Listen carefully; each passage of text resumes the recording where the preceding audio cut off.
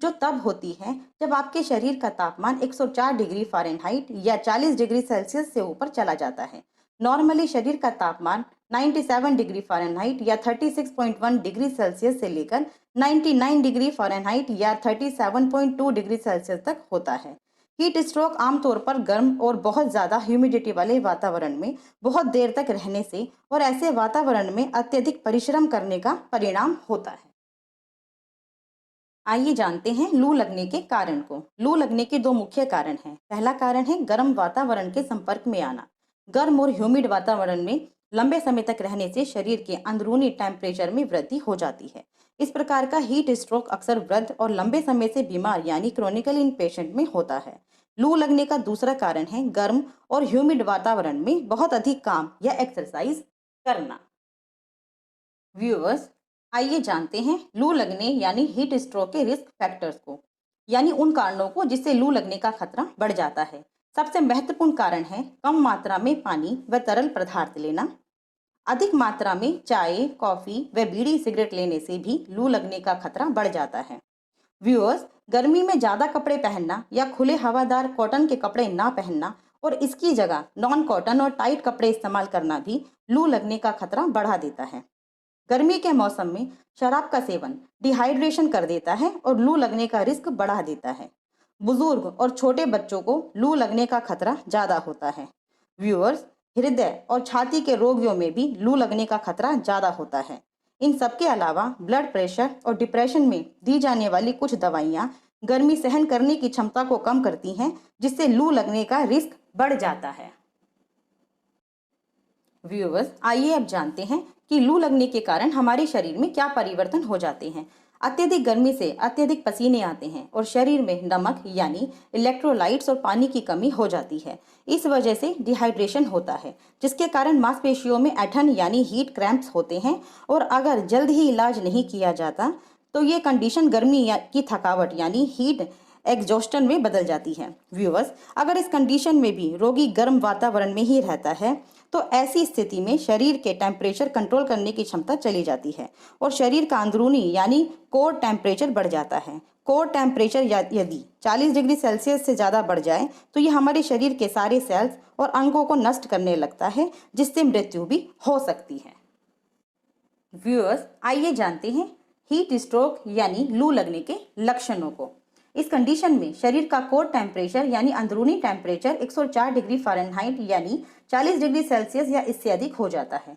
दूसरा, इस कंडीशन में पसीने में बदलाव होता जाता है। गर्म मौसम में लंबे समय तक रहने के कारण जो हीट स्ट्रोक होता है उसमें रोगी की त्वचा छूने में गर्म और शुष्क यानी ड्राई महसूस होती है। हालांकि गर्म मौसम में ज़्यादा व्यायाम और काम करने के कारण जो हीट स्ट्रोक होता है उसमें त्वचा शुष्क या थोड़ी नम महसूस होती है। व्यूअर्स, हीट स्ट्रोक में शरीर का तापमान बढ़ने पर रोगी की त्वचा लाल भी हो सकती है। लू लगने से सांस तेज हो जाती है और हार्ट रेट यानी दिल की धड़कन भी बढ़ जाती है। कई रोगियों को उल्टी होती है और पेट में दर्द भी महसूस होता है। व्यूअर्स, लू लगने पर सिर में बहुत तेज दर्द होता है। रोगी को ऐसा लगता है जैसे कोई सिर में हथौड़ा मार रहा हो। लू लगने से जब शरीर पर बहुत ज़्यादा असर हो जाता है, ऐसी कंडीशन में रोगी की मानसिक स्थिति में बदलाव आ जाता है। रोगी कंफ्यूज होता है, उसे कुछ समझ नहीं आ रहा होता, साथ ही चिड़चिड़ापन भी होता है। अगर हीट स्ट्रोक का इलाज नहीं किया जाता तो ऐसे मरीजों में दौरे भी पड़ सकते हैं और रोगी कोमा में भी जा सकता है। व्यूअर्स, आइए जानते हैं कि लू लगने पर क्या करें। लू लगने पर हम रोगी को फर्स्ट एड यानी प्राथमिक चिकित्सा दे सकते हैं। सबसे पहले जिस रोगी में लू लगने के सिम्टम आ रहे हैं उसको तुरंत ठंडी जगह जैसे घर के अंदर एयर कंडीशनड रूम में या छाया में ले आएं। रोगी के अतिरिक्त कपड़े हटा दें। फिर रोगी की त्वचा को तौलिए या किसी कपड़े से गीला करते हुए पंखे से हवा दें। इससे शरीर का तापमान कम हो जाता है। दूसरा, रोगी की कांख यानी एक्जिला, कमर, गर्दन और पीठ पर आइस पैक लगाएं, क्योंकि इन हिस्सों की त्वचा के करीब ब्लड वेसल्स भरपूर मात्रा में होते हैं। इसलिए इन हिस्सों को ठंडा करने से शरीर का तापमान कम हो सकता है। ऐसे रोगी को ठंडे पानी से शावर देने से या ठंडे पानी के टब में बैठाने से बहुत लाभ मिलता है। व्यूअर्स, यदि जोरदार व्यायाम करते समय हीट स्ट्रोक हो जाए तो शरीर को ठंडा करने में मदद के लिए बर्फ के पानी से स्नान करवा सकते हैं। व्यूअर्स, बर्फ के उपयोग के बारे में एक चेतावनी देना चाहते हैं। बुजुर्ग रोगी, छोटे बच्चे, क्रॉनिकली इल पेशेंट और किसी ऐसे व्यक्ति के लिए बर्फ का प्रयोग ना करें जिसका हीट स्ट्रोक ज़्यादा व्यायाम के बिना हुआ हो। इन लोगों में बर्फ का इस्तेमाल करना खतरनाक हो सकता है। व्यूअर्स, अगर इस प्राथमिक चिकित्सा से मरीज को कोई फर्क नहीं पड़ता व मरीज की स्थिति ठीक नहीं होती तो तुरंत एम्बुलेंस बुलाएं और नज़दीकी हॉस्पिटल ले जाएं। ये फर्स्ट एड आप जब तक देते रहें जब तक एम्बुलेंस नहीं आ जाती। अगर मेडिकल टीम को आने में समय लग रहा है तो उनसे फर्स्ट एड के अलावा क्या और करना है ज़रूर पूछें। व्यूअर्स, आइए जानते हैं कि हीट स्ट्रोक या लू लगने से कैसे बचें। सबसे पहले, जब गर्मी और ह्यूमिडिटी अधिक हो तो एयर कंडीशन्ड वातावरण में रहना सबसे अच्छा होता है। अगर आपको बाहर जाना है तो आप आगे बताई गई सावधानियों से लू से बच सकते हैं। गर्मी में हल्के रंग के और ढीले कपड़े पहनने चाहिए। ऐसे कपड़ों से शरीर जल्दी ठंडा होता है। गर्मी में अधिक से अधिक मात्रा में तरल पदार्थ लें जिससे कि आप डिहाइड्रेशन से बचे रहेंगे और पसीना भी खूब आएगा और शरीर का तापमान नॉर्मल रहेगा। गर्मी के मौसम में एक्सरसाइज सुबह या शाम के समय करें जब थोड़ी ठंड होती है। एक्सरसाइज से 1 घंटे पहले खूब तरल पदार्थ लें और एक्सरसाइज के दौरान भी तरल पदार्थ लेते रहें। जितनी कैपेसिटी हो यानी जितनी क्षमता हो उतना ही व्यायाम करें। अधिक गर्मी में बाहरी गतिविधि को रीशेड्यूल करें और हो सके तो रद्द करें। यदि संभव हो तो बाहर जाने का समय दिन के सबसे ठंडे समय में बदलें, या तो सुबह जल्दी जाएं या सूर्यास्त के बाद जाएं।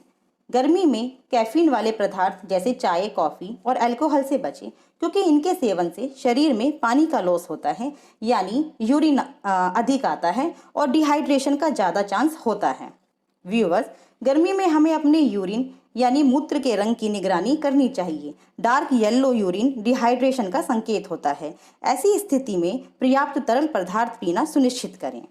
एक और महत्वपूर्ण सावधानी, गर्मी में अगर खड़ी हुई कार का एयर कंडीशनर चालू नहीं है तो उसमें किसी को भी ना बिठाएं, ना छोड़ें, चाहे खिड़की खुली हुई हो या कार छाया में ही क्यों ना हो। इससे बहुत जल्दी हीट स्ट्रोक हो सकता है।